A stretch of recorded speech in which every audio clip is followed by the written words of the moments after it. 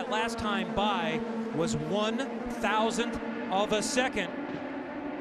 And let's watch on board. Oh, and we've got Alexander Rossi around and into the wall. This is a much-needed break for these drivers. They've been going like a pack race. You see the crash here, not a ton of damage. He's lost the front tire in the rear. That's usually a half spin with a left side slap for Alexander Rossi. We're 38 laps in. We thought a stint would be about 50 laps. So even though they talked about how long the tires were lasting, we might be entering this phase now where this is the degradation period where the drivers are going to have to be careful. Let's see how they're doing. He's pinched in the middle of two cars.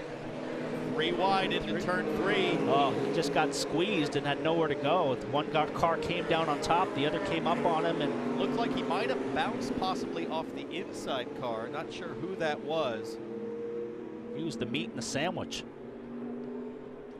A little bit of contact. Scott Dixon, it looks like, down low. It's the two Ganassi cars, the two NTT data cars. Dixon low, Kanaan high. Created a bit more of a bad angle if you lose it, but we'll get a replay here with a lotion. We'll see what happens. And I don't know if there was contact here. Might have cut a tire. Very close to each other. Castroneves has got a run on the car in front, but he's got that rear bumper guard that might protect a cut tire, but it certainly looked like a lotion barely got into him. Oh, he got a flat. Broke. Yeah, something broke or he got a flat tire. I don't just kind of skated up the track and hit the outside wall on the exit. So it was a glancing blow. It wasn't a half spin and hit the wall, but either something in the suspension broke from that contact earlier in the race. That looked like a... Scott Firestone's a very quick stop. They got to get around Mikhail Aloshin, get passed by a couple of cars. His teammate, Joseph Newgarden, wins the race off pit road. No changes for power to the car. Oh, the right goes pit road. Right in front of me, it is Takuma Sato, Elio Castroneves, and they were pitched down by, I believe, James Hinchcliffe coming down pit road. I mean, this is literally right in front of me where they're sitting on pit road. And when it happened, Elio put his hands in the air as if to say, "What were you thinking?" James Hinchcliffe lost it coming out of the pit box, half looped it, collected Castroneves, which straightened him out, and then Castroneves got pinballed over into Sato, who's leaving straight out of his box. The power down, he's drag racing Castroneves, and he just over gooses it, comes right across in front of Castroneves, who then collects Sato, who was leaving out of the first pit stall. Let's look at it from another angle. On board with Hinch. Clear. Now, would you call that an avoidable contact in the pits? Is that a penalty? Yeah. Yeah, because if you make contact with another car in the pits, you might get a drive-through for that. And it doesn't work yet. But Hinchcliffe backed out in the drivers' meeting today. The drivers were warned and reminded as they nearly come together. There it goes. No. That's the big one. That's the big one. Big crash. Oh boy. Hildebrand, Jones, Hinchcliffe, Aloshin, and then many others up front. This and Hunter Ray is about as big as we ever see in IndyCar. Little oil fire there for Hunter Ray on the headers, and you can see the frustration from, I think that's either Connor Daly or Munoz. The front and rear was knocked off. Well, we knew it was going to happen at some point. He came off turn 2 and got down on the side draft of Tony Kanaan, touched his back tire with his front tire, and then got into it looked like he got into a tank slapper kind of back and forth. How smart does Max Chilton look right now? As we see Hinchcliffe come off on the high side here, he comes down on Tony Kanaan here. He's kind of blocking Vautier. Yeah, but it's his teammate. And they touch right here. It's his teammate Aloshin who's giving Hinchcliffe nowhere to go. Oh, Vautier got contact as well. Aloshin made it 3 wide down the back straightaway, and when Hinchcliffe had to move up, he was pinched. Terrible result for Vautier that was having such a great run. So both Dale Coyne cars, both Schmidt-Peterson cars, both Ed Carpenter cars all go out in that accident. We watch here. Watch this. So he starts coming down. They touch right here, and he got into that tank slapper. So we see as we see the tank slappers, when you just kind of lose the car, and now you're fighting the car back and forth, trying to correct it left and right, fishtailing, and you're out of control. As we watch from Alotian's rear view camera here. On a run. See the back end of Hinchcliffe's car was snaking back and forth, and you're just out of control. You can never keep up with it, Townsend. There's 3 lanes here at Texas down the back straightaway. The problem is when Alotian went wide, went 3 wide, he occupied the 2nd lane. He gave these guys nowhere to go. On board with Carpenter. Now watch this, Alotian's up there, and Alotian drops down into the 2nd lane, so Hinchcliffe has no room. Inside. Oh, we're gonna crash. Slow down. Oh. And that was Hunter A that came from behind him after Ed got turned. I love it when the spotters state the obvious. When this happens, there's really no time for these guys that are 20, 30 car lengths back.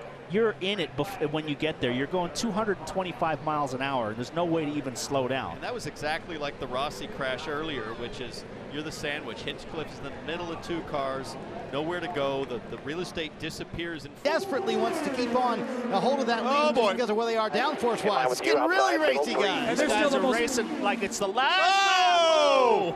That's a little bit too high on that line, Joe. Joseph Newgarden, 3 wide and 3 and 4. I'm not sure you needed to do that then. Long way to go still. Long way to go. We still got 47 laps to go, so.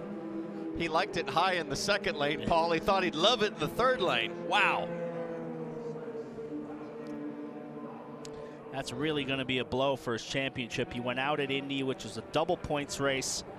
Had a good run at Detroit on the 2nd race, but there's been a little bit too many falling out of races now. He's going to be pretty far behind in the points now. Well, look at how high up the track he is, and there was dirt coming off the tires. Nobody had been running up there yet. Well, and there's track debris everywhere, oil dry from the, you see him wiggling right through that oil dry, and it got away, and he was chasing it up the track rodeo style and sprint car style, and just ran out of real estate in the end. Well, Rahal almost got into him from behind. Gabby Chavez had to avoid him. Our 6th caution of the night, plus the competition caution. Big 2nd hit too. The car came up off the ground, so 2 pretty good hits. So we were scheduled to have that competition caution at lap 224. Now the clock will start over, so depending on when they go back to green and how long the cleanup is, we either may not have it. Kanan is the 3rd blue car running in 4th. Sato coming to the bottom side of Scott Dixon, and they turn. Dixon goes around. Sato goes around. Powers in front. Well, you knew it was going to happen at some point. They were absolutely driving like maniacs. Scott Dixon is going to be furious, as he should be. Connor Daly also collected. I wonder if they'll call a red now and do a green-white checker, or they're just going to get this over with. And right now, Will Powers in front, and the guy who everybody was mad at was Tony Kanaan in 2nd. Chilton, heavy damage. If I'm him, I just keep driving around under yellow and just drag that front wing around and get to the finish line. Keep driving it. 7th place finish, and let's watch again what happens. Sato drops a wheel in the grass right here and just loses it. It bottoms, he loses the rear, catches Dixon, and they're both around, and poor Connor Daly gets wrapped up in it, and he spins trying to avoid everything. And I thought Dixon would make it, but that's Max Chilton that augured into the side of his teammate Scott Dixon. There's Connor Daly down low. I'm not sure if Connor had any contact. Sato just didn't know where the track limit was there. Well, the track limit's the grass. Well, that's what I'm not sure he realized. I think he was paying such close attention to power, he just didn't have any idea where the verge was. At this stage of the race, you're so fixated on the nose in front of you. And I've touched the grass there going through the short chute, and guys do it in cup cars, and you're just so fixated on trying to get the run done and get a run down the inside. He just mistimed that corner a little bit. As we see Kanaan, we get a great view right here. Watch the dirt kick up off of his car.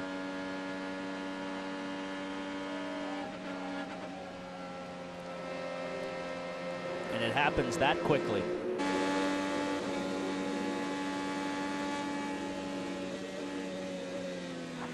Crash up high, low. What a great job from Graham Rahal to look far down the track and just nurse that thing past the chaos. Here it is from another angle. Now, it had been discussed. I had asked the question of race stewards, what scenario might you red flag it? Like